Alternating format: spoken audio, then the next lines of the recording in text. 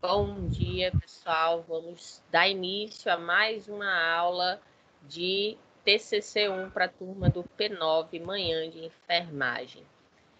Dando continuidade ao nosso assunto hoje sobre a criação, inicial do nosso TCC.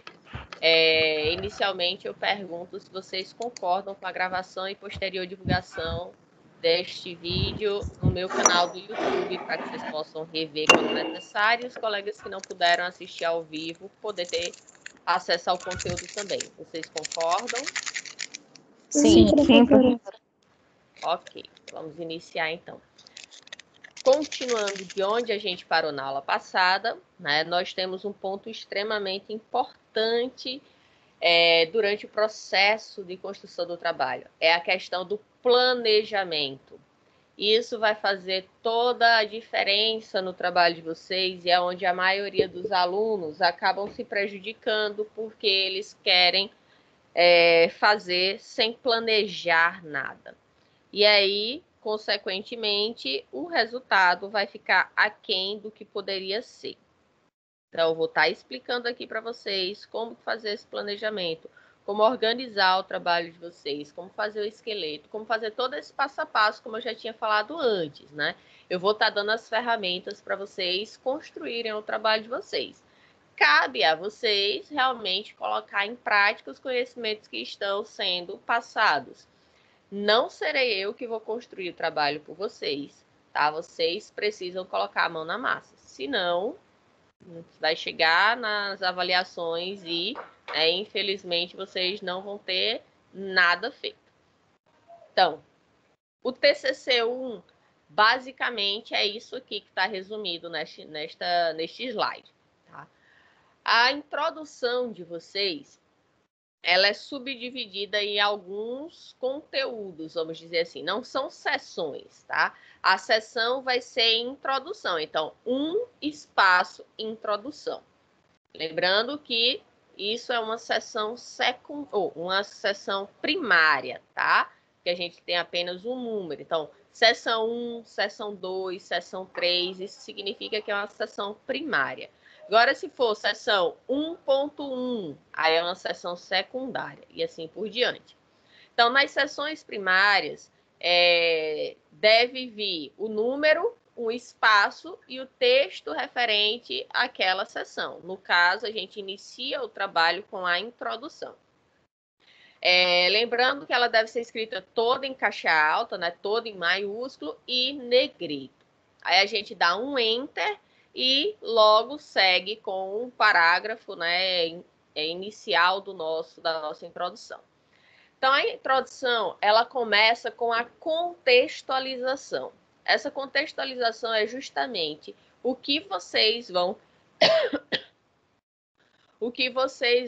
trazer para o leitor referente ao trabalho de vocês, para que o leitor tenha uma noção básica do que você está querendo tratar no seu trabalho.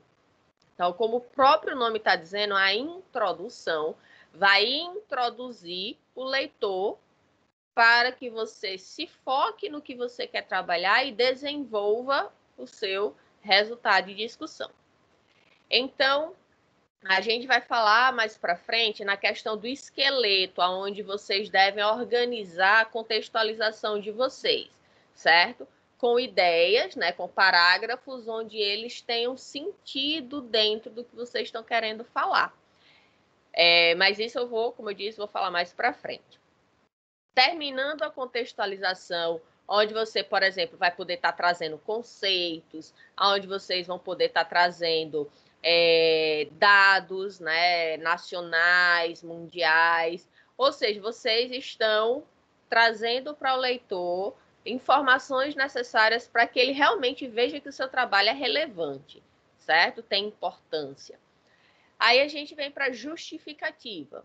Então, o nome também já é bem claro, né? Ele já está dizendo, vai ser a justificativa por que você está desenvolvendo esse tema. Mas esse porquê você está desenvolvendo esse tema não é do ponto de vista pessoal, é do ponto de vista da ciência. Quando eu digo não é do ponto de vista pessoal, no sentido assim, eu estou fazendo porque eu gosto do tema. Eu estou fazendo porque eu trabalho na área. Eu estou fazendo, vamos supor que você faça algo sobre uma doença. Eu estou fazendo porque eu vivenciei isso na minha família. Isso não importa para quem vai ler, né? Então, você tem que trazer a importância científica do seu trabalho na contextualização. Então, o seu trabalho é importante por quê? Porque, segundo os dados que foram apresentados na contextualização, é uma doença muito frequente, tem um alto índice de óbitos, e assim por diante, certo? Então, vocês vão ter que compreender qual é a importância do trabalho de vocês, porque ele é relevante, né, para justificar a pesquisa naquele tema, de forma que ela tenha relevância geral a nível de ciência e sociedade, e não individual. Lógico que existe a questão individual. Eu fiz porque eu acho interessante, porque eu gosto, porque é a área que eu quero atuar, mas isso vocês não colocam na justificativa, certo? A justificativa é porque, como eu falei, vou fazer um estudo sobre Covid, porque é uma pandemia que assolou o mundo todo, né, onde faz mais de um ano que o mundo parou, que está tendo muitas mortes, que tem uma vacina, mas ainda não se tem uma cura assim, definitiva, né? Toma um remédio X, vai curar todo mundo. Não tem. Então, por isso que é importante estudar esse trabalho. Agora, olha a diferença de dizer, eu estou estudando Covid porque meu avô morreu de Covid. Qual a importância disso a nível social? Você está falando só do seu ponto de vista. Estou estudando porque eu quero. Não, então não é assim. Lembrando, a gente está fazendo ciência, tá? Todo mundo entendeu a contextualização e justificativa, viram que uma coisa está totalmente atrelada à outra. Uhum. Sim. Certo? Por isso que vocês não podem atropelar etapas. Quando eu digo, gente, construam o trabalho de forma que vocês estejam fazendo ele na sequência, né? Porque, como eu tinha dito antes, isso vai facilitar bastante a construção do trabalho. Se você, por exemplo, nem tem contextualização, nem tem justificativa, já está fazendo o objetivo, como assim? Você não sabe nem o que é que você vai fazer ainda e já está no objetivo?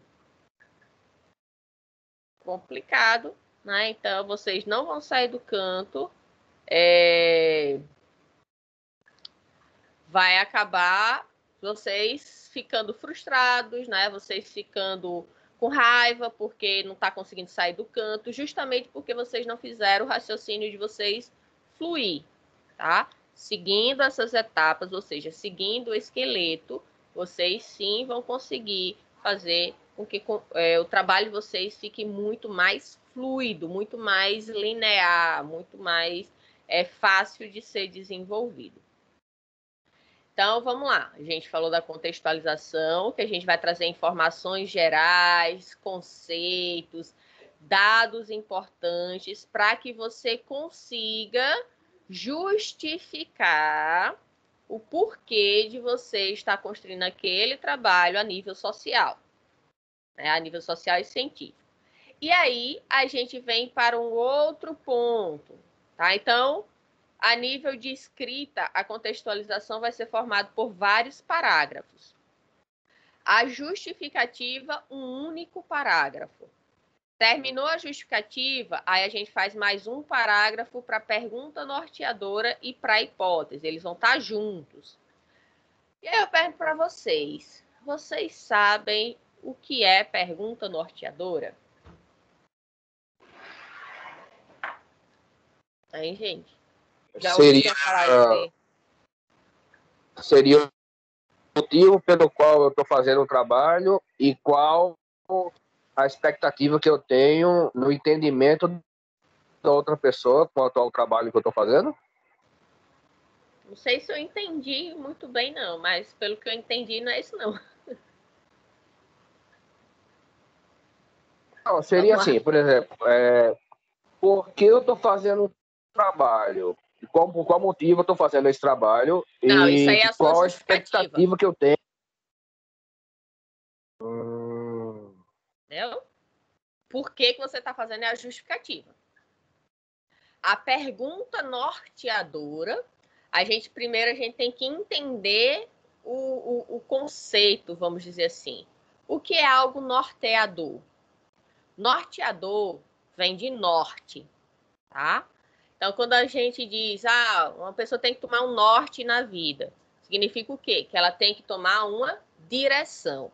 Todo mundo aqui já ouviu falar de bússola, né? Aquele objeto que principalmente os navegadores, né, antigamente utilizavam para poder saber os pontos cardeais, norte, sul, leste, oeste. E tem noroeste, sudeste, mas os principais, certo? Todo mundo sabe o que é uma bússola. Sim ou não? Hein? Sim. Tá. Se não, procura aí no Google, bússola, aí vai aparecer. Então, qual é o princípio da bússola?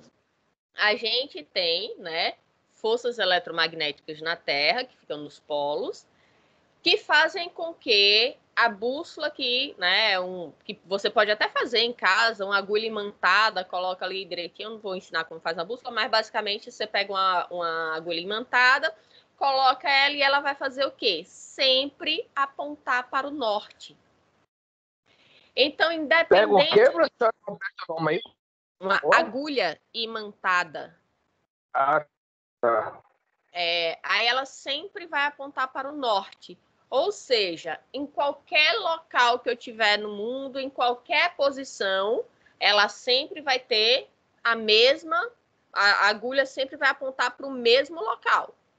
Então, se eu sei que aquela agulha sempre vai apontar para o norte, eu sabendo onde é o norte, eu vou saber o quê? Os outros pontos. Um exemplo, se eu sei que o norte é para cá, então o sul vai ser o oposto, certo? Aí leste, oeste. Entenderam? Ô, Então eu sei. professora, Hã? no caso é tipo assim, eu escolhi um tema para que aquele tema vai servir para as pessoas. Mais ou menos isso. Então, eu compreendendo esse contexto, né, de algo que dá um norte, né, para a pessoa, quando a gente fala algo vai te nortear, né? Então, quando a gente fala de pergunta norteadora, é a pergunta que vai dar direcionamento ao seu trabalho, certo? No caso da bússola, sempre apontando para o norte. No caso do seu trabalho, você que vai definir para onde que ele vai apontar. Exemplo, se eu estiver fazendo um trabalho sobre... Deixa eu ver aqui. Vou usar um exemplo que eu vou usar mais para frente também, para vocês pegarem a mesma ideia, porque a gente vai complementando ele. Então, vamos supor que eu estou fazendo um trabalho onde eu quero investigar o pós-operatório de pessoas que foram submetidas à cirurgia de vesícula no Hospital Santa Isabel. E aí, eu vou trazer dados na minha contextualização, né? Vou dizer o que é uma cirurgia de vesícula, o que leva as pessoas a precisarem fazer uma cirurgia de vesícula, quais as complicações, o tempo médio de pós-operatório, qual a taxa de mortalidade. Então, vou trazer um monte de informações ali que vão ajudar a justificar meu trabalho e direcionar a minha pesquisa. Então, eu justifico que o trabalho é importante, uma vez que, havendo uma diminuição do tempo, né, de pós-operatório, os leitos vão ser desocupados mais rapidamente, podendo haver, né, mais cirurgias e mais pessoas beneficiadas. Vamos supor, estou criando aqui, tá, gente? Só um exemplo. Aí, eu fiz meu contexto, fiz minha justificativa e agora eu vou para onde? Para a minha pergunta norteadora.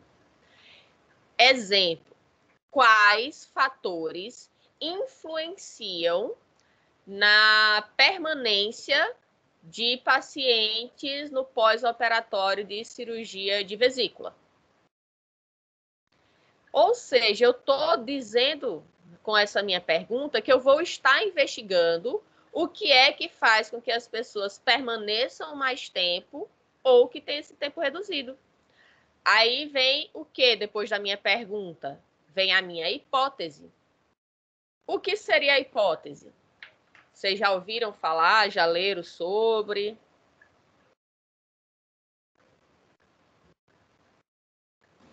Sim, é uma coisa hipotética. Sim, seja mais Seria... para a parte aqui de TCC. É a resposta da pergunta. Quais os fatores que influenciam o quê, professor? O pós-operatório de cirurgia de vesícula. Seria a hipótese, seria a resposta da pergunta norteadora, né? O que poderia influenciar para que não acontecesse aquilo. Tipo isso? Mais ou menos. O início estava melhor do que o final. O final deu uma misturada. Vamos lá. Peraí, deixa eu aceitar mais gente aqui. Então, a hipótese de fato é a resposta à sua pergunta. Alguém falou, pode ser algo hipotético. Tá, beleza, né? Mas colocando para explicação, o que seria? Algo hipotético é o que você acha que vai ser o fator que vai estar influenciando aquilo. Vamos supor, eu acho que quando eu investigar, né, tudinho, o resultado pode ser esse. Você tem certeza disso? Não, porque você não fez a pesquisa ainda. Se você já tem a resposta, então não precisa de pesquisa. Aquilo já foi comprovado, certo? Então, a sua pergunta norteadora foi aquela que a gente falou, né? Quais, nem lembro exatamente qual foi, mas mais ou menos assim, quais os principais fatores do pós-operatório na cirurgia. No pós-operatório, né? Quais os principais fatores que influenciam a demora no pós-operatório de cirurgia de vesícula? Na vesícula. E aí, a hipótese pode ser que determinado procedimento durante a cirurgia faz com que haja complicação, influenciando assim no tempo de pós-operatório. Um exemplo, eu estou inventando aqui, tá, gente? Só para ficar ilustrativo para vocês. Pode ser então, também o que você acha? A anestesia, porque existe vários tipos de anestesia. Tem a RAC, tem a peridural. Não, então, mas nem vamos entrar nesses pormenores. É só para ficar ilustrativo aqui. Então, é assim, é uma coisa hipotética também, né, que eu estou dizendo. Certo. E aí vem o seguinte. Então, você acha, né, que é algum fator no algum procedimento cirúrgico. Beleza. Você vai definir toda a sua metodologia, né, coletar seus dados, tudinho. Lá no final, nos resultados de discussão, para chegar na sua conclusão, você vai verificar se realmente foi isso que aconteceu. E aí a gente diz que a hipótese ela foi aceita ou foi corroborada. É um termo utilizado cientificamente, né? Mas pode ser utilizado os dois. Eu estou só falando esse corroborado porque pode ser que vocês estejam lendo artigo e não consigam... Eita, o que significa, né? Então, significa que a hipótese foi aceita. Que realmente o que ele tinha sugerido, né, que poderia ser o resultado, de fato se concretizou. E se não se concretizar? Né? Porque pode acontecer, como a gente estava falando, é uma hipótese, não é um resultado. Então, vamos supor que quando você fez a sua investigação, no lugar de ser um procedimento durante a cirurgia, foi um procedimento... sei lá, um detalhezinho referente antes da cirurgia, vamos supor, a asepsia. Tá? E aí, isso acaba influenciando. Como eu estou fazendo o estudo no Hospital Santa Isabel, né? Então, eu estou avaliando as condições do Hospital Santa Isabel. Aí, pode ser que eu identifique que algum procedimento pré-cirúrgico influencia no pós-cirúrgico, certo? E aí, na conclusão, a gente diz que a hipótese ela não foi aceita ou não foi corroborada, porque, segundo os resultados, o que influenciou foi isso, isso e isso. Então, não tem problema algum se a hipótese não foi aceita, tá? Ela não é uma obrigação a hipótese ser aceita. Isso é muito importante que vocês tenham em mente.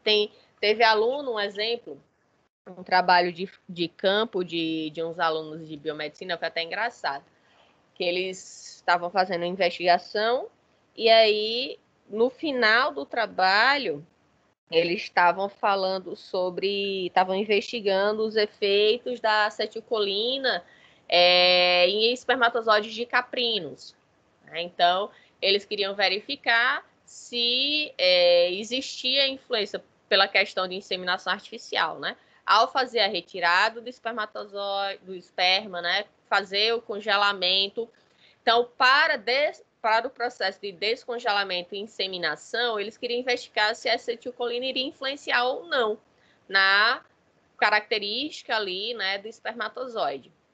E aí eles achavam que sim, que ia influenciar. Só que chegou no resultado, estatisticamente falando, era irrelevante a diferença. Né? Não ia fazer, não era considerado algo estatisticamente irrelevante. E aí eles entraram em desespero. Professora, então nosso trabalho foi por água abaixo. Eu disse, não, vocês conseguiram o resultado. Vocês provaram que a acetilcolina não faz diferença, né? Assim, comparando com outras substâncias lá que eles estavam fazendo. Então, é um resultado, tá? Então, não precisa se desesperar se sua hipótese não tivesse sido aceita. E outra coisa, gente, que é muito importante e que muitos de vocês acabam fazendo. A pergunta norteadora, ela não pode ser construída de forma que gere uma resposta sim. Ai, muito soco infeliz. Sim ou não, tá? Então, ela tem que ser, como o exemplo que eu falei, quais os fatores que podem influenciar? Ora, uma pergunta sim ou não. Existe complicação, pode existir complicação no pós-cirúrgico de um paciente que fez cirurgia de vesícula? Sim, pode ser a resposta, ou não. Você pode até complementar se quiser, mas a resposta vai ser só sim ou não. Então, não façam esse tipo de pergunta. Façam uma pergunta que dê para você contextualizar. Certo? Se vocês fizerem pergunta sim ou não, vocês vão perder ponto. Professora, só um parágrafo, né? Oi? Só um parágrafo, né? Também, tipo... Isso. A contextualização, ela vai ser vários parágrafos. A justificativa, um parágrafo. Pergunta norteadora, junto com a hipótese, outro parágrafo. E aí, a gente finaliza a introdução com os objetivos. Como eu falei, tudo isso aqui, ó, contextualização, justificativa, pergunta norteadora, hipótese e objetivos, tudo isso aqui é introdução. Deixa eu ver aqui se eu consigo. Ai, não. Então, tudo isso aqui, até objetivos, é introdução. Dessa forma, eu preciso deixar claro, a partir da justificativa, o que é que eu estou fazendo, colocando ali no meu trabalho. Exemplo, na justificativa você vai dizer, né, trouxe toda a contextualização, terminou, aí vai iniciar o parágrafo seguinte. Aí você coloca, portanto, ou qualquer outra palavra que você queira, né, mas estou dando só um exemplo aqui, portanto, justifica-se essa pesquisa por isso, isso e isso. Tá? Aí, finalizou o parágrafo, veio o parágrafo seguinte. A pergunta que norteia esta pesquisa é 2 pontos. Aí você faz uma pergunta mesmo, com pontinho de interrogação e tudo. Aí você pega, finalizou a pergunta norteadora, aí pontinho, aí vem, como hipótese desta pesquisa, tem-se que, aí coloca a hipótese, aí finalizou o parágrafo. Aí vem o próximo. Os objetivos, ou o objetivo da pesquisa é ou são. Tá bom? E aí coloca os objetivos. Lembrando, obrigatoriamente, o objetivo em si, ele sempre deve ser iniciado com verbos no infinitivo. Como assim, professora? Dê aí algum exemplo? Dou, não se preocupem. Esclarecer, discutir, intervir, descobrir, analisar. Deixa eu ver aqui. Outros aqui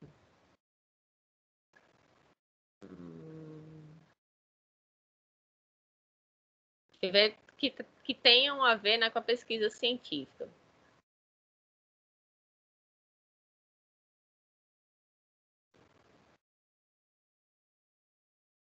Intervir, eu já falei? Acho que já. Deixa eu ver aqui outro. Analisar, esclarecer, discutir, avaliar, explorar, descrever, intervir. Não lembro se eu falei analisar agora. Falou, professora. Falei. Pronto. Né? Comparar, identificar, detectar, distinguir, interpretar. Deixa eu ver outro. Bom, já tem alguns aí que provavelmente vocês vão usar só alguns desses mesmo, certo? Propor. Então, esses são exemplos de verbos no infinitivo que vocês vão poder estar utilizando obrigatoriamente. Vão poder, não. Obrigatoriamente, vocês têm que utilizar para construir o trabalho de vocês. E o que é o objetivo? Hein, gente?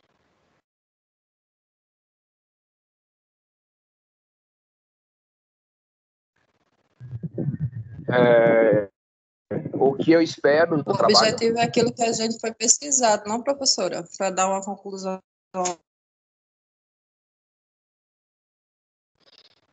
Mais ou menos, mas vamos lá.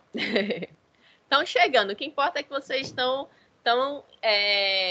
conseguindo parcialmente estar identificando, né, o que eu estou querendo passar aqui para vocês, certo? Como lógico... O objetivo não seria a explicação concreta daquilo que eu pesquisei de forma clara. Como o próprio nome está dizendo, o objetivo é o objetivo do seu trabalho. O que é que você, em cima, né, da sua justificativa, da sua pergunta, o que é que você vai fazer de fato no seu trabalho? Então, o que é que você vai fazer? Vamos supor, eu vou, trazendo aquele exemplo, né, que a gente estava trabalhando, eu vou analisar os fatores que influenciam na permanência do paciente no pós-operatório de cirurgia de vesícula.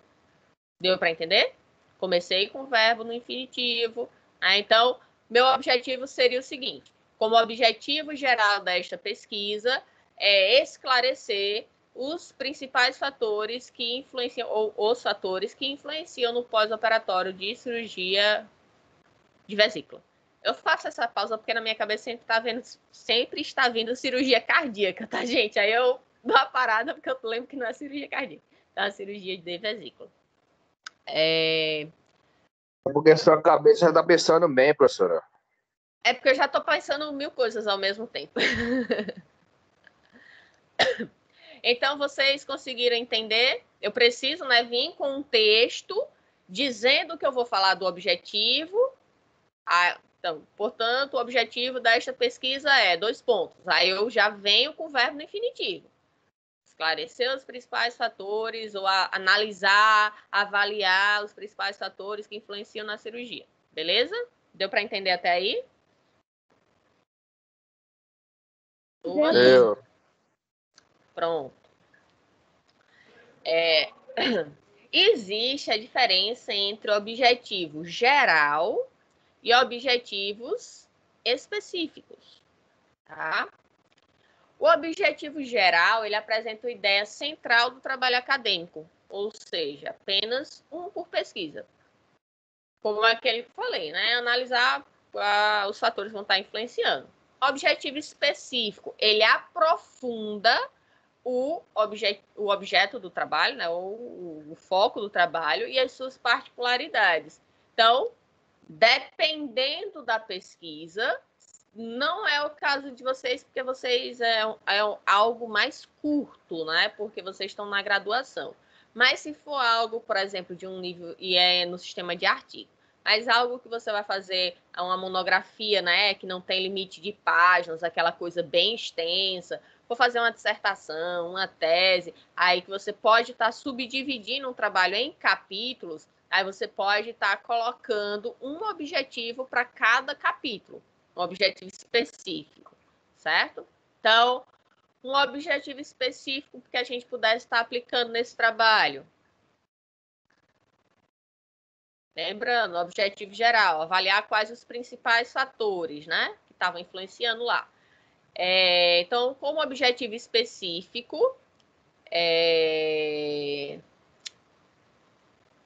meu Deus, deu o verbo no infinitivo aqui. Deixa eu pensar aqui para fechar na ideia que eu estou querendo trazer para vocês. Dados, professora. Oi? Tipo, é mais assim, um próximo assim, sobre os dados, assim, quantidade. É algo mais detalhado. Depois que você encontrar os fatores, então você pode colocar algo a mais, entendeu? Você vai ter um outro objetivo que vai aprofundar mais ainda o que você está querendo alcançar, complementando aquilo que você colocou no objetivo geral, certo? Deixa eu ver aqui. É porque, como Seria eu crio pegar a parte os mais exemplos importante, aleatórios... professora. Oi, é o que, Jonas? Seria pegar a parte mais importante do objetivo geral e aprofundar ela, mostrando, Isso. enfatizando o que você quer mostrar, o que você quer falar, né? Mais ou menos isso. É que eu estou querendo pensar aqui num objetivo prático.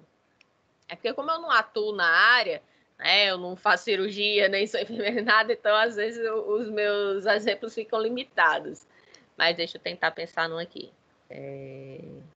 Nesse caso da cirurgia de vesícula, seria eliminar as dores e vamos supor, os cálculos na vesícula, por exemplo.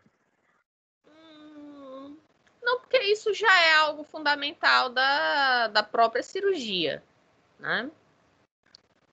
Lembra, o foco não é a cirurgia em si, o método da cirurgia já existe. Você quer identificar o porquê que existe, que pode existir complicações que vão influenciar no pós-operatório. Deixa eu ver aqui. Após, né, você identificar os principais fatores. Pronto. Descrever qual o melhor método para, tipo assim, para minimizar esses problemas que podem levar a ocorrer essas complicações, certo? Então, objetivo geral, identificar quais os principais fatores e objetivo específico, esclarecer como trabalhar para que essas complicações não existam. Ou não existam, ou minimizar, né, que elas ocorram. Porque é lógico que pode acontecer, né, e dela não não ocorrer, porque a gente está falando de seres vivos, né? Então, seres vivos podem ter essas questões. Deu para entender, gente, mais ou menos? Isso, lógico, que quando Professora, vocês... Oi. seria, por exemplo, eu escolher o método da cirurgia para diminuir a probabilidade de uma complicação, por exemplo. Ao invés de fazer uma cirurgia aberta, eu faço uma cirurgia por videolaparoscopia para diminuir. Isso. Você pode trazer que o tipo de cirurgia, né? Pode ser o objetivo identificar qual procedimento cirúrgico gera menos complicações de pós-operatório. Pronto, ficou melhor. Isso.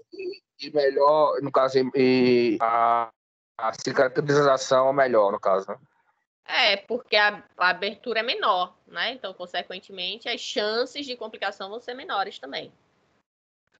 Então, deu para entender? E assim, lógico que o que eu falei, se vocês vão construindo o trabalho na sequência correta, vocês vão vendo que as coisas vão se encaixar muito mais fácil, certo? As coisas vão surgindo automaticamente. No que você fez uma coisa, a outra já vem, certo? Sim, outro detalhe, tá? Na justificativa, na verdade, a partir da justificativa, não se usa citação, tá? A contextualização, ela é toda baseada em literatura, tá? Então, vai ser toda formada por citação, seja livros, artigos, leis, né? Seja lá de onde vocês estiverem tirando. E a partir da justificativa é tudo pessoal. Então, o que levou você, né, do ponto de vista social e científico, desenvolver essa pesquisa? Qual a sua pergunta norteadora? Qual a sua hipótese? Qual o seu objetivo? Então, não tem como existir citações nesse ponto, ok? E o objetivo deve ser o seu objetivo para o seu trabalho. Então, não adianta você pegar, copiar e colar o objetivo de um outro trabalho para o seu, não, tá?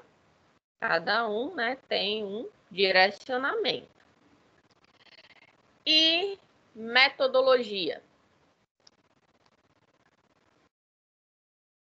Hein, gente? Metodologia seria a forma que foi utilizada para a construção do trabalho. Pesquisa de campo, pesquisa literária, nesse sentido. Certo. Mais ou menos porque você errou em um detalhe só, no verbo. Literária, né? Não. O que você vai fazer, o que será utilizado para coletar os dados. E não o que foi. Não, mas o que eu falei, o que seria, foi uma forma de pergunta, entendeu? Assim, seria isso. Não, mas eu estou reforçando porque muitos de vocês vão errar isso aí. Então, na metodologia, agora no TCC1, vai ser tudo no futuro, tá? Então, a metodologia utilizada será essa. Então, serão coletados tais dados, serão utilizados tais equipamentos, certo? Então, metodologia, materiais e métodos que serão utilizados para que vocês coletem os dados. Oi, alguém falou alguma coisa? É muita coisa, eu vou ficar doida. Não, calma, eu estou explicando bem devagarzinho. Escuta, e vocês podem... a senhora orienta? Hã? A senhora orienta ou a senhora não pega nenhum aluno para orientar? Qualquer professor da faculdade pode orientar. Se eu sou professora da faculdade, eu estou no bolo. Ô, mulher, eu sei, mas como a senhora está dando a disciplina de TCC... Não, então, qualquer um, eu posso orientar também. Qualquer professor pode orientar. Desculpa aí, mulher, a pergunta que eu passei. Não, pode... Mas muita gente acha que eu não posso orientar porque eu sou a professora da disciplina. Não, quando eu digo qualquer professor, eu estou incluso no bolo. Certo? Diferente é qualquer professor menos eu. Aí eu não poderia. Mas alguém quer perguntar alguma coisa? Eu acho que alguém falou algo. Não? Então, Professora, quando a senhora falou em metodologia, de uso, por exemplo, dando um exemplo assim, a metodologia de uso aí foi utilizada e tipo assim, forma de artigo e pesquisa de campo Foi e utilizada, não. Será? Você deve estar lendo um será artigo já utilizada. pronto. Peraí. Vocês estão construindo um projeto. Então, Será? será. Não me deixe mais nervosa porque eu já tô, não. Assim, será utilizada pesquisa de campo e aí há uma Não, assim não é será utilizada. Será feita uma pesquisa de campo. será feita a pesquisa de campo e é aquela forma assim de quando a pessoa vivencia aquilo e vive aquela coisa. Vocês vão ter. Deixa eu só abrir para a pergunta de Eduarda, que aí eu explico a metodologia. Diga, Eduarda. Ai, professora, voei agora, esqueci. Se lembrar, você levanta a mão aqui para você falar. Então, como eu estava dizendo, a metodologia, vocês vão ter que determinar qual o método que vocês vão utilizar para coletar os dados. Um exemplo, vou falar aqui de um trabalho bibliográfico. Então, esta pesquisa será uma pesquisa bibliográfica. É só dizer isso? Não. Ela será uma pesquisa bibliográfica do tipo, vamos supor, descritiva, com abordagem qualitativa. Tá? Então, não é só dizer, é bibliográfico, então, é de campo. Não, você tem que dizer qual o tipo dela, certo? O tipo do método. E detalhar alguns pontos, como, por exemplo, se tiver abordagem qualitativa e quantitativa, dizer se ela é só quali, se ela é só quanti, ou se ela é quali e quanti, que tem trabalho, que vai falar tanto da parte qualitativa quanto quantitativa ao mesmo tempo. Então, vocês precisam estar definindo. Vamos supor que seja uma pesquisa de campo.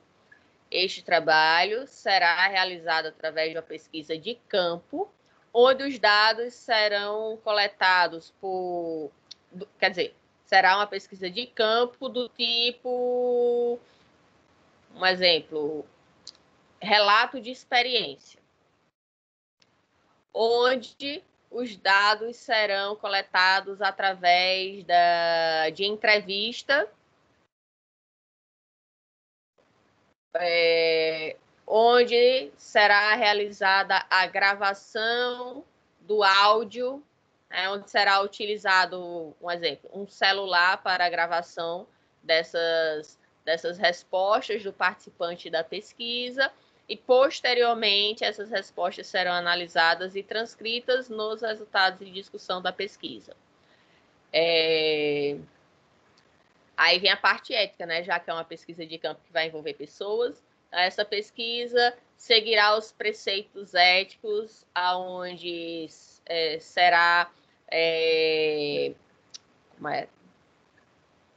dado para o participante todos os esclarecimentos e será apresentado o termo de consentimento livre e esclarecido, aonde o participante poderá decidir se vai ou não fazer parte da pesquisa, dando o seu aval, né, com a sua assinatura. Lembrando que esta pesquisa ela será de forma voluntária, onde não haverá nenhum ressarcimento por parte do pesquisador para o participante. O participante poderá desistir da pesquisa a qualquer momento. Deixa eu ver o que mais. Da mesma forma que não haverá nenhum pagamento, né, pelo participante estar fazendo parte da pesquisa, o participante também não pagará nada ao pesquisador, né, pelas suas respostas. Um exemplo, tá? Tem vários outros métodos. Se for um trabalho que você vai fazer uma análise estatística, né? Então, será utilizado, um exemplo, o programa SPSS para fazer uma análise de correlação entre trazer o exemplo lá da cirurgia de novo, entre os pacientes que fizeram cirurgia através de laparoscopia e aqueles que fizeram cirurgia aberta. E aí tem que ter um cuidado, tá, gente, com esse termo correlação. Então, correlação na ciência, ela é utilizada como um termo que existe uma análise estatística para você correlacionar duas coisas. Então, se você for, né, colocar como objetivo do seu trabalho, pronto, né, pode até ser esse que a gente está pensando no objetivo específico. Então, no objetivo específico, correlacionar os tipos de cirurgia aberta e por laparoscopia para identificar a que apresenta menos riscos de complicação pós-cirúrgica. Esse correlacionar, você vai ter que colocar no programa estatístico os dados, vai ser criado um gráfico, vai ser mostrado os resultados ali, e você, através disso, vai dizer, por aqueles dados, se realmente houve correlação ou não. Tá? Então, cuidado com alguns verbos, para que vocês não acabem, né, dizendo que vão fazer alguma coisa, mas, na verdade, não vai. Então, atenção a isso. Então, se vocês prestarem atenção, quando eu falei nesse estudo que seria o relato de experiência, né, eu falei que usar gravador, né, no caso celular, para gravar. Se você for filmar, você tem que dizer como que você vai filmar. Se você for coletar entrevista, né, através de fichas, onde o participante vai lá preenchendo, você precisa dizer, vai ser utilizado uma entrevista semi-estruturada. Se você estiver utilizando um modelo que já existe, né, um modelo que alguém já utiliza para coletar aquele tipo de resultado, então você coloca, será utilizada a ficha de coleta de fulano, aí coloca o nome do autor, para coletar os dados, certo? Isso a gente vai ver com calma mais para frente. Até aí, tudo bem. Eu sei que é muita informação, mas, assim, tá dando para vocês acompanharem? Sim, professora. Sim, Relativamente. Lógico, como eu falei, é colocar em prática. Para vocês, por exemplo, ter esse raciocínio que eu tô tendo, de vocês darem um tema, e eu já falar uma justificativa, uma pergunta, uma hipótese, uma objetiva, metodologia, para mim é mais fácil, porque eu tenho, só dando aula de TCC já faz 7 anos e meio, eu acho, por aí. Fazer as contas aí de 2013 para cá. Então, já faz bastante tempo. Vocês, como eu disse, a maioria, a primeira vez que está fazendo o trabalho, é lógico que vai ser diferente. A experiência vai contar nesse sentido. Tá? Então, faz 7 anos e meio que eu estou na faculdade. Caramba! Faz tanto tempo. Um dia desse, fiz 5 anos. Já foi para 7,5. Oi, Anne Daiane, pode falar. Professora, só uma pergunta referente à citação. Oi, pode falar. O título, o ano e o volume e a página das referências. Eu coloco do artigo que eu peguei a citação ou que eu peguei a citação ou das referências da referência que estava a citação. Calma. A gente vai ter uma aula específica só sobre citação e referência, tá? Mas, a princípio, eu acho que eu falei para vocês, né, que vocês, à medida que vocês estiverem fazendo a leitura dos trabalhos, dos artigos, né, dos livros, vocês devem anotar nome do autor, ano de publicação, o título do trabalho, tá? E se é livro, se é artigo, colocar assim a revista, por exemplo, o nome da revista. E se for de uma página específica, colocar a página, tá? Se for citação, onde você está utilizando as palavras exatas do autor, sem mudar nada, por enquanto, coloque tudo entre aspas. E se você leu e está interpretando o que aquele autor falou, colocando com as suas palavras, aí você deixa sem aspas. Por enquanto, vão fazendo isso, tá? Depois, quando a gente tiver a aula, aí vocês vão ver, de fato, como fazer a forma correta.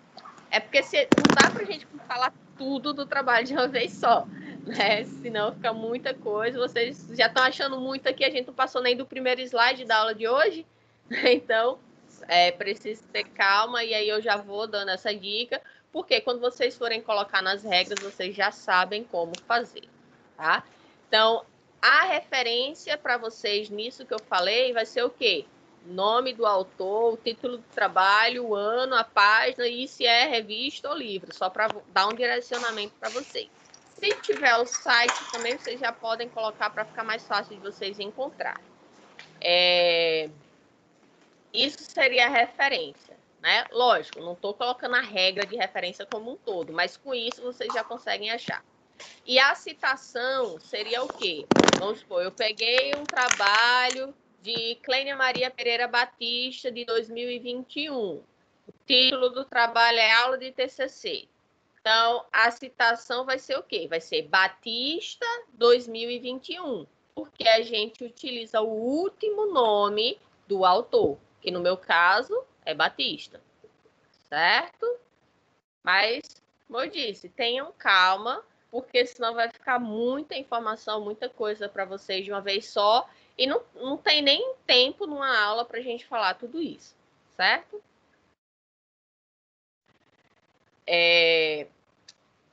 Então, até objetivos, tudo isso aqui é a seção 1, introdução. A metodologia é a seção 2. Cronograma vai ser a seção 3. Orçamento vai ser a seção 4. Então, tudo isso aqui que a gente fez neste planejamento é o que chamamos de projeto. Deu para entender, gente, o que é que vocês vão fazer no TCC1? Isso tudo é TCC1, viu?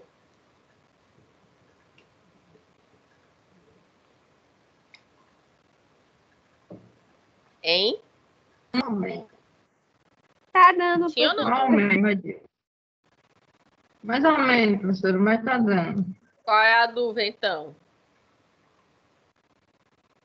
Não, professora, é tipo assim, a gente tá vendo de uma vez, né? Tipo assim, a gente tá assimilando. Aí depois a gente pode ver no YouTube ou perguntar na próxima aula.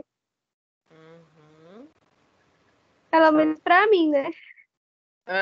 Não, e é aquela questão. A experiência, cada vez que vocês forem construindo, que vocês forem lendo, vocês vão ficando cada vez mais, como posso dizer, vão dominando cada vez mais o conteúdo, certo? Entenderam? Sim, não? Podemos passar, então? Sim, professora. Sim. Só que responde. Vamos lá. A gente vai ter aula só sobre cronograma e orçamento também, tá? Cronograma é o que vocês vão colocar no trabalho. Um exemplo, a gente agora está em março, né? Então, o que é que vocês tinham para fevereiro? O que é que vocês vão fazer em março? O que é que vocês vão fazer em abril, em maio, em junho, em julho, em agosto, setembro, outubro, novembro, até dezembro? Então, é um planejamento. Vocês não vão colocar no cronograma o que já fizeram, não. Só depois que passou, não. Você tem que colocar o que vocês planejam fazer em cada mês. E o orçamento também é um planejamento de tudo que vocês vão gastar. Ah, meu trabalho é bibliográfico. Certo. Você vai utilizar papel, você vai imprimir, né, para os artigos para você ler. Então, coloca lá como orçamento. Ah, vou comprar uma resma de papel e vou fazer a recarga da impressora uma vez. Dá X reais. Pronto, coloque lá. Mesmo que seja coisa mais básica. É só para que vocês aprendam aí fazendo, tá? Porque quando vocês estiverem formados, principalmente vocês que são da enfermagem, vocês vão precisar muito tanto de cronograma quanto de orçamento, tá? Dependendo da função que vocês se encaixarem, isso vai ser imprescindível para vocês. E aí a gente fecha o nosso TCC1. TCC2. Olhando assim, a gente já vê que é bem menor, né? Então, o TCC2 é a execução do projeto de vocês. Então, vocês vão, no caso, acrescentar, né? Substituir cronograma por resultado e discussão e orçamento por agradecimento. Resumindo, de conteúdo mesmo, resultado de discussão é o TCC2. Ah, então por que tanto aluno fica arrancando cabelo? Porque fica empurrando com a barriga, né? Aquilo que eu já falei desde o primeiro dia de aula. Para vocês terem ideia, tem gente que chega no TCC2, chega na prova N1 e não fez nada de resultado de discussão.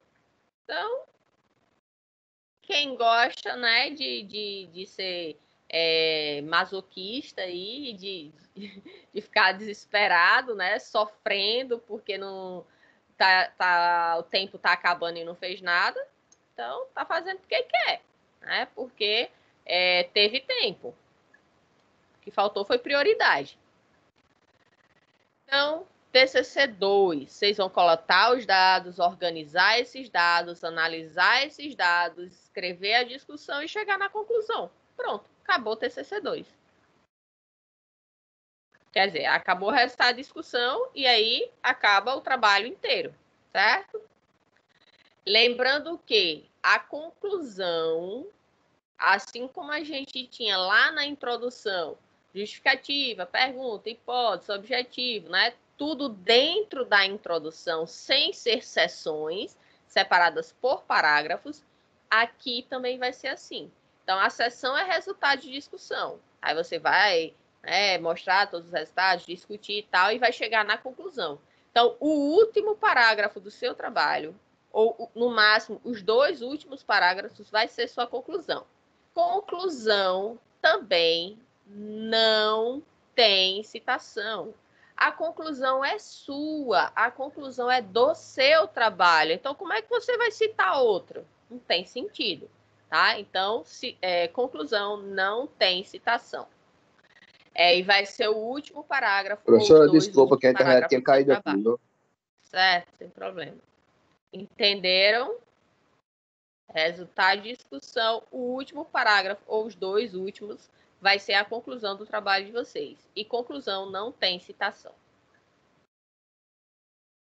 TCC2 é tudo. É introdução, é metodologia, é resultado de discussão, é agradecimento e referências. É tudo, certo? Só não vai repetir aqui no TCC2 cronograma e orçamento, que eles são substituídos. Posso passar? Posso passar, gente? Ok. Então, chega a parte final, né, que é a divulgação, onde vocês vão estar apresentando para a banca. No TCC1, a banca serei apenas eu, certo? Então, façam bem feito para poder, né, ter uma nota condizente, né, com a nota máxima. Então, vamos lá. Vocês tiveram a ideia, né, para desenvolver o trabalho de vocês? Espero que sim, né? Espero que já tenham organizado muita coisa na cabecinha de vocês, mesmo que não tenham colocado ainda no papel. E aí a gente precisa o quê? Essa parte inicial do trabalho. Buscar trabalhos sobre o tema. Então, você lembra daquela escalazinha que eu mostrei na aula passada, né? A escala era o quê? O tempo, a parte teórica, era a maior parte do trabalho. Então, vocês precisam ler bastante. E, para isso, vocês precisam fazer uma boa revisão de literatura, né? Um levantamento bibliográfico bastante extenso. Aonde que vocês vão fazer isso? Quem sabe? Onde vocês vão estar buscando essa literatura? No meu caso, seria na Associação Americana do Coração e alguns artigos publicados na ICL, PubMed, PubMed.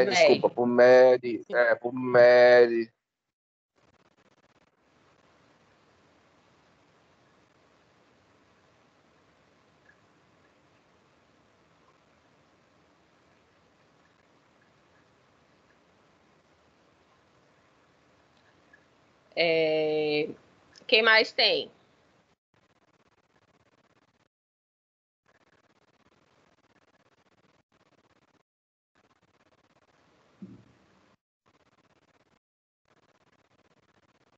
Ninguém?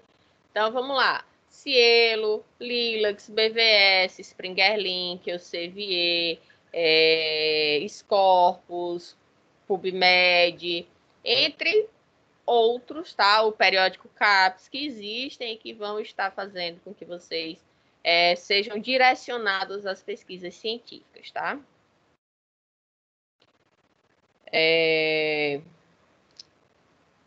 Outra coisa. Ai, minha garganta tá doendo. Minha garganta não tá boa essa semana. Quando vocês forem fazer essa pesquisa, quem de vocês usa o Google? Eu estou utilizando o Google Acadêmico. Tá. Então, o Google ou o Google Acadêmico, principalmente o Google, tá? Não deve ser utilizado. Por quê? Porque lá no Google ele vai abrir inúmeras informações sobre aquele tema, não necessariamente informações científicas. Então, é preciso ter cuidado, porque vocês estão fazendo um trabalho científico. O Google Acadêmico, ele vai estar direcionando vocês para estas plataformas que eu falei. Cielo, Bireme, PubMed, Scopus e por aí vai. Então, já vão direto nestas plataformas, certo? Porque isso agiliza o tempo de vocês. Outra coisa, não se limitem a uma única plataforma, certo? Então, se você vai procurar, por exemplo, sobre câncer, coloca lá Bireme, ele vai aparecer, sei lá, 1 milhão, acho que a gente viu essa semana, 1 milhão e poucos trabalhos. Se você bota BVS, vai aparecer 3 milhões e pouco. Se você coloca periódico CAPES, vai aparecer 5 milhões e pouco. Então, não necessariamente esses artigos vão estar se repetindo. Por isso que é importante vocês utilizarem mais de uma plataforma, certo? Porque vocês vão conseguir alcançar mais literatura sobre aquele tema, tá bom? Busquem quem já escreveu sobre o assunto e o que já foi escrito. À medida que vocês vão buscando os artigos, certo?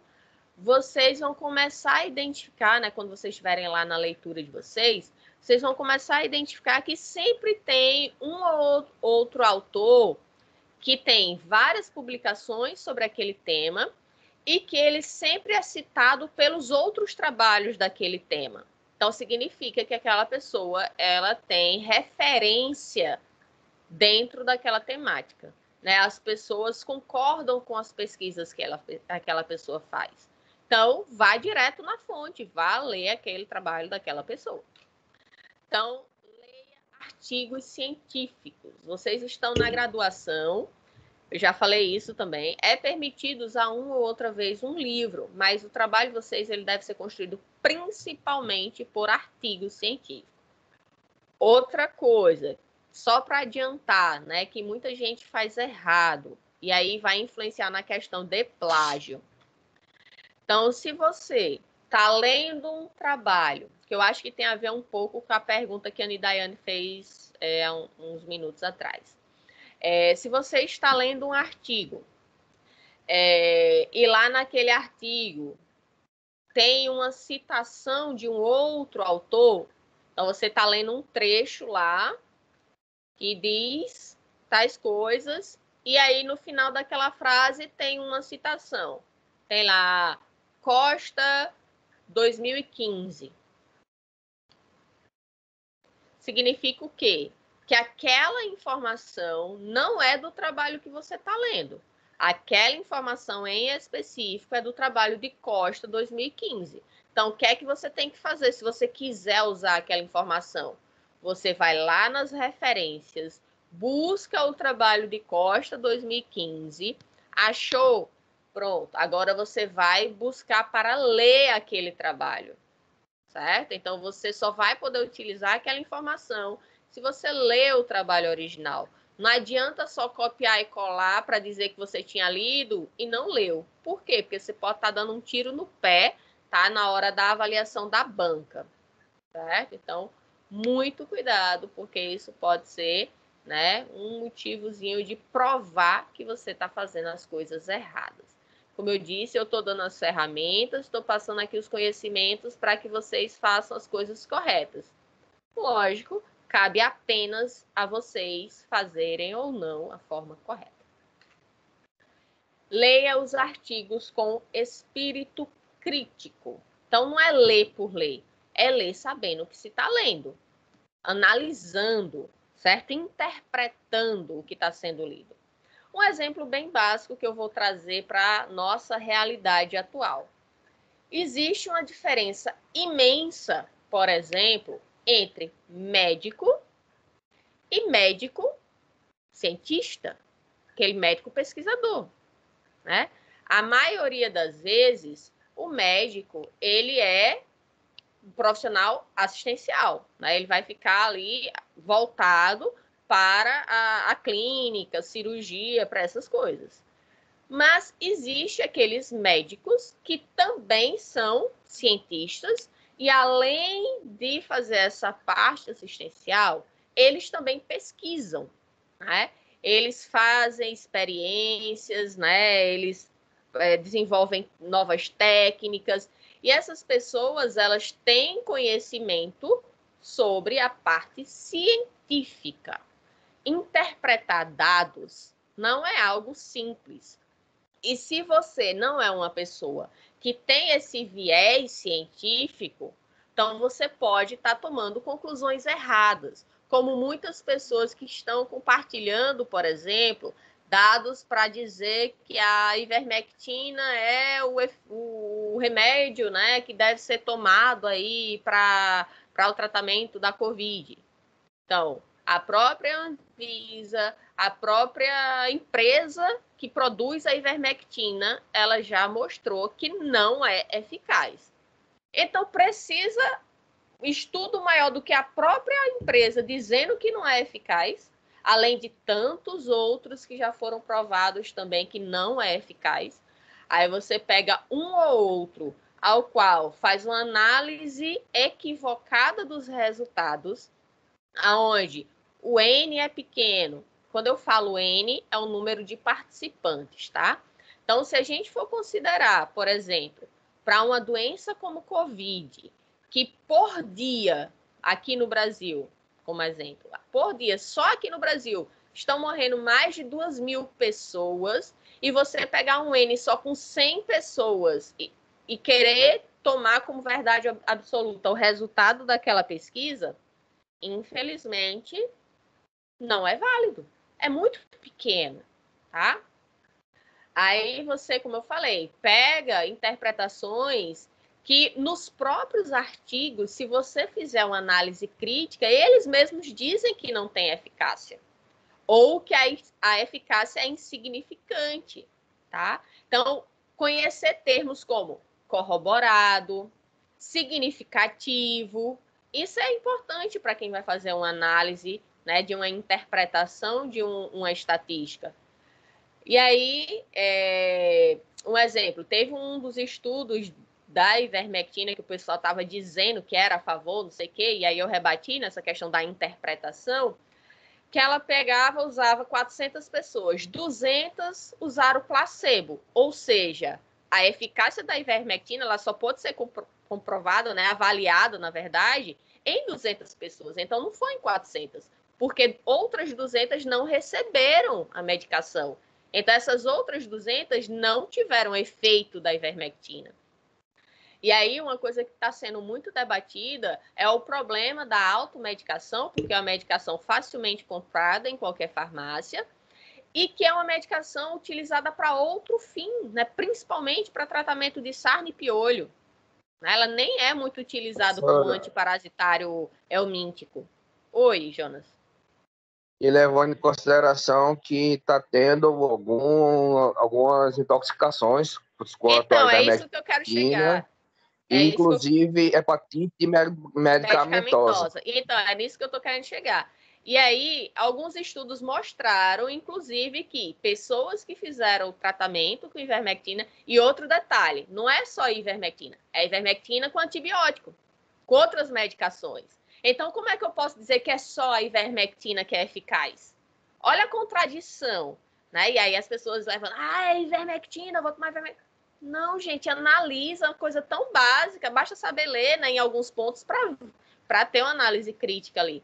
E aí mostrou, foi comprovado que a diferença entre as pessoas que tomaram ivermectina e as que tomaram placebo, ou seja, não tomaram medicação, a diferença foi muito mínima em relação a diferenças em, em sintomas. Em compensação, em contrapartida, por outro lado, as pessoas que tomaram essas medicações, elas tiveram complicações gastrointestinais, desenvolveram úlceras e reações moderadas a graves. E, muitos casos já estão sendo utilizados, porque esse foi feito no hospital, né?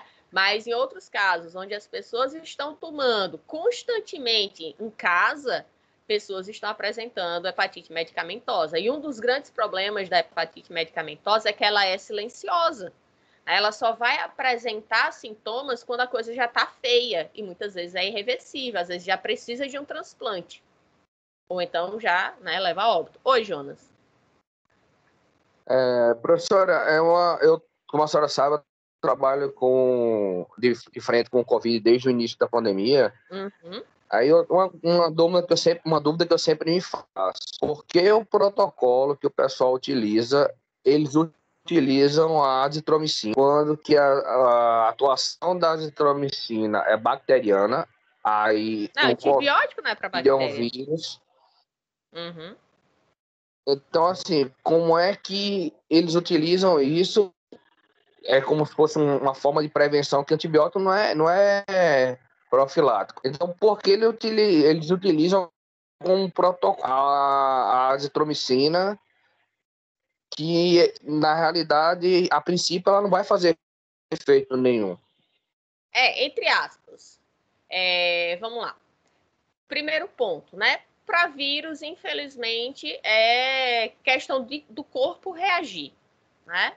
A gente tem que esperar. Por exemplo, uma gripe, a gente vai fazer o quê? Tratar sintomas. Controlar a febre, colocar o anticongestionante, né? Coisas que vão controlar sintomas. O corpo que vai reagir frente à destruição do vírus. Só que, dependendo do vírus, a pessoa ela vai ficar o quê? Mais debilitada. Consequentemente, ela vai poder ficar exposta a outros micro-organismos que vão poder se aproveitar da situação. Um exemplo, bactérias. Então, a azitromicina ela é utilizada mais no sentido, como ela serve, né, de tratamento para doenças, né, do trato respiratório, então ela é um complemento para se outro micro-organismo, porventura, chegar até ali, a pessoa já esteja protegida. Entendeu? Mas não é que ele tem ação no vírus. Não, mas assim, um antibiótico, professora, ele Sim. pode ser utilizado como profilático? Não deveria, né? Até porque a gente tem a questão de resistência. Então vamos supor que uma pessoa contraiu o Covid, ela não... porque assim, normalmente a azitromicina utilizaria para uma pneumonia bacteriana. Mas aí tem uma diferença. Abrindo um parênteses aqui antes que você continue. Se ele adquiriu o Covid, então já não é mais profilático. Tá? Profilático é quando se ele tomasse antes de se contaminar, que é o que muita gente está fazendo com ivermectina. Tem médico prescrevendo para a pessoa tomar uma vez por semana ou a cada 15 dias. Uma medicação que geralmente a gente toma uma vez no ano e olhe lá, porque não é normalmente que a gente está tendo piolho ou sarna, né? Então, quando eu falo de profilático, professora, porque assim, a partir do momento que você tem alguns sintomas, que a gente chama de síndrome gripal, Aham. O médico ele já prescreve a Aí azitromicina, é que é o tratamento protocolo. precoce e não profilático. Exato, exato. Precoce, mas sem a comprovação que existe realmente o vírus Sim, mas do querendo ou não, ele Covid. está apresentando sintomas gripais. Pode ser, inclusive, uma bactéria que pode estar ali influenciando, que esteja ali junto com algum vírus apresentando aquele sintoma. Entendeu? Mas ele apresentou algo. Então, quando ele Certo, apresenta professora, algo, a gente considera como não mais como profilaxia, certo? A gente fala como mas o que eu precoce. quero explicar eu quero questionar a situação é porque normalmente, quando você vai fazer um antibiótico para uma determinada bactéria, é feito pelo menos assim, teoricamente, é feita uma cultura para Deveria saber ser, qual na bactéria. maioria dos casos não são, nem em clínicas particulares, Exata. infelizmente. Por Que isso que a no gente meu tem. ver, deveria ser qual cultura para Não, saber óbvio. de qual espectro utilizar. Uhum. Por isso que a gente tem tanta resistência bacteriana hoje em dia. Assim, o que eu achei, no caso, não foi médico humano, né? Foi o médico do meu gatinho. O que eu achei, assim, excelente e que foi um diferencial, e a partir daí eu vi que realmente era um médico competente. A primeira coisa que ele fez quando meu gatinho sofreu um acidente, né? Que ele precisou amputar a pata. Então, no primeiro momento, ele fez logo uma cultura. Ele entrou, lógico, de imediato com antibiótico, né? Porque a situação, ele estava tentando salvar a pata, mas estava bem grave a situação dele. Entrou logo com antibiótico, fez uma cirurgia, tentou salvar a patinha, ele fez a cirurgia de quinta e na segunda eu tinha o retorno. Infelizmente, estava muito comprometida, precisou amputar. E aí ele ficou, né? Eu fiquei no antibiótico seguindo direitinho a prescrição. Aí eu não me lembro se saiu na própria segunda-feira que ele fez a amputação ou foi 2 dias depois, quando eu retornei lá. Sei que foi um período curto. E aí deu que meu gatinho estava resistente àquela bactéria. Então, se eu tivesse continuado o tratamento com aquele antibiótico, provavelmente meu gatinho ia morrer, porque ele estava com infecção bem grave. E aí já houve a substituição, né? E graças a Deus meu gatinho conseguiu sobreviver e tá bem. E isso deveria ser algo fundamental, né? Para humanos, mas não se faz. O que é que se faz? Prescreve aqueles medicamentos mais comuns e pronto. E conta com a sorte para a pessoa, né, se curar. Se porventura a pessoa não teve uma boa reação à medicação, né? A doença ela não cessou, aí vamos fazer uma cultura para ver se a pessoa está com resistência. Só que a cultura deveria ser a primeira coisa que deveria estar sendo prescrita. E um outro detalhe. E às vezes nem faz cultura, professora. Simplesmente troca um antibiótico por um de largo espectro. Isso, exatamente. E pronto. Aí vem o problema. Se, por exemplo, porque também tem essa questão dos médicos terem convênio com indústrias farmacêuticas, né? Que eles ganham vários benefícios para isso, viagens, não sei o quê. Então, eles vão estar prescrevendo sempre aquela medicação para a indústria receber mais, né? E, consequentemente, eles terem os benefícios. Qual era o procedimento correto? Então, dependendo, lógico, da gravidade, se está uma situação bem grave, já prescreve o primeiro, né, que está disponível, que é para aquela característica. Mas o ideal seria o quê? Faz a cultura, porque às vezes você toma uma medicação que é forte, mas que a sua bactériazinha lá que está em você, ela ia morrer com a mais fraca. Né? Então, para que colocar uma medicação tão forte se você, com qualquer coisinha ali, né, de antibiótico, ia conseguir? Então, tem essa questão, infelizmente, pouco, né, colocada aqui na nossa realidade aqui do Brasil. Então, vamos lá para ver se a gente consegue terminar. Professora, Oi.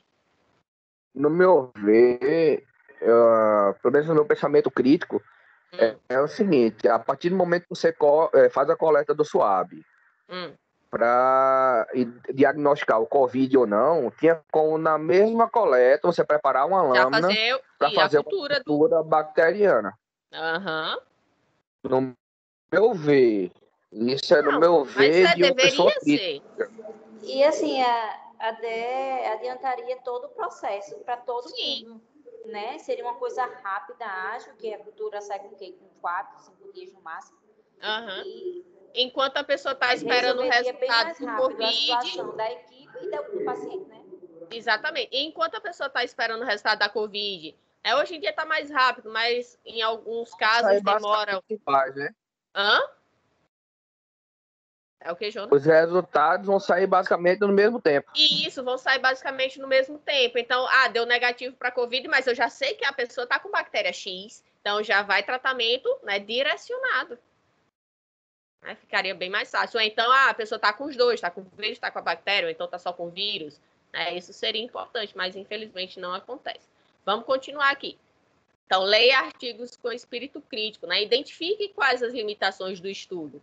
Se é que houve, né? Então, você lê e percebe, por exemplo, que a pessoa fez um estudo apenas em um único hospital, e era um hospital da rede privada.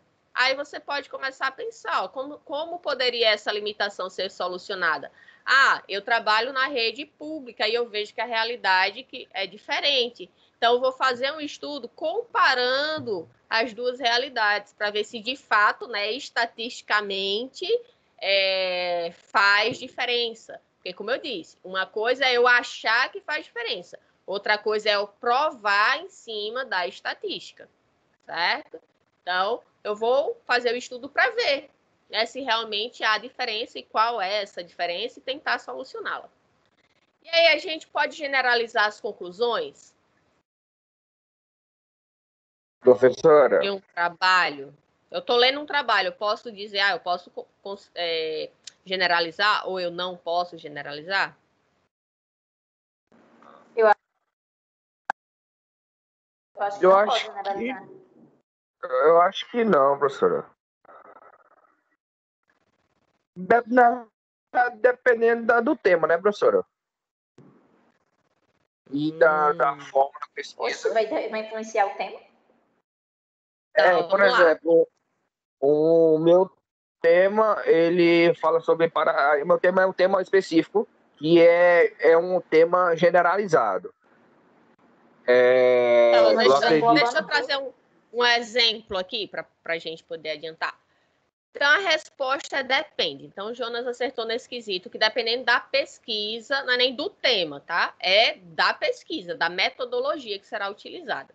Então, dependendo da pesquisa, eu posso ou não generalizar. Exemplo, se eu sou uma enfermeira do SAMU lá de Rio, São Paulo, capital, né? Ou seja, trânsito bem mais caótico, né? Nível de atendimento maior, porque frequência, né, de atendimento maior, porque a população é maior. O nível de estresse lá também é maior por fatores sociais, né? Trânsito, pressão de trabalho, parará. Ou seja, eu tenho uma tendência, né, a ter um estresse maior. E vamos supor que eu estou fazendo uma análise da questão da síndrome de Burnout ou burnout. E aí eu cheguei na conclusão do meu trabalho que todos os profissionais, todos os enfermeiros do SAMU, da enfermagem do SAMU, estão com nível altíssimo de estresse, estão com síndrome de burnout. E aí, eu posso generalizar e dizer que todo profissional do SAMU ele vai ter esse alto nível de estresse? Lógico que não. Não. Pegar alguém do interior daqui, por exemplo, se fizer um atendimento por dia, faz muito. Tô brincando, tá, gente? Mas assim, comparativamente, né, é lógico que vai ser bem menor do que lá em Rio, São Paulo. Já em outra situação, vamos supor que eu sou uma médica e fui eu que descobri a questão do uso do marca-passo, né? Porque a gente tem o nosso marca-passo natural, né? Que é o nosso sinatrial, na verdade o sinusal, né? Que vai dar um impulso elétrico lá para a frequência cardíaca, para o batimento cardíaco. Sinatrial mesmo, professor. Né? Não, o primeiro é o sinusal. Aí. É o nosso sinatrial. O outro é o átrio ventricular, isso aí. É porque é a mesma coisa, são sinônimos, na verdade, o sinusal e o sinatrial. E aí, o que é que acontece? Eu descobri lá que as pessoas que desenvolverem, né, determinados sintomas lá no coração, que tiver determinada característica patológica, ela vai ser o indicativo de usar o marca-passo. Então, eu posso generalizar isso? Posso, sempre que chegar uma pessoa com determinadas características, né, específicas relacionadas a problema cardíaco, ela vai ser o indicativo de usar de ser implantado, né, nela o marca-passo. Então, de forma geral, um exemplo só para ilustrar, né, depende da pesquisa, a gente pode ou não generalizar os resultados, tá bom? Então, vai depender do trabalho que você está lendo e do seu também. E aí a gente chega na parte de metodologia, tá? Aonde a gente continua na próxima aula, porque não dá mais tempo, já são 11h41. Tá certo? Então, acho que a aula hoje foi bem produtiva, teve bastante participação de vocês. E a gente ainda não saiu dessa aula. Tá? A gente tem até a aula 3 para ter o TED de vocês, tá? Mas, pelo menos, não foi uma aula que demorou porque, né, eram coisas desnecessárias. Não, a participação de vocês é importante e tiveram, né, contribuições. Então, tenham um excelente final de semana, uma próxima semana abençoada, se cuidem, se protejam seus familiares, amigos e sociedade. E a gente se encontra na sexta-feira que vem, tá bom? Tchau, Até tchau. mais, professora. Obrigado pela Até aula. mais.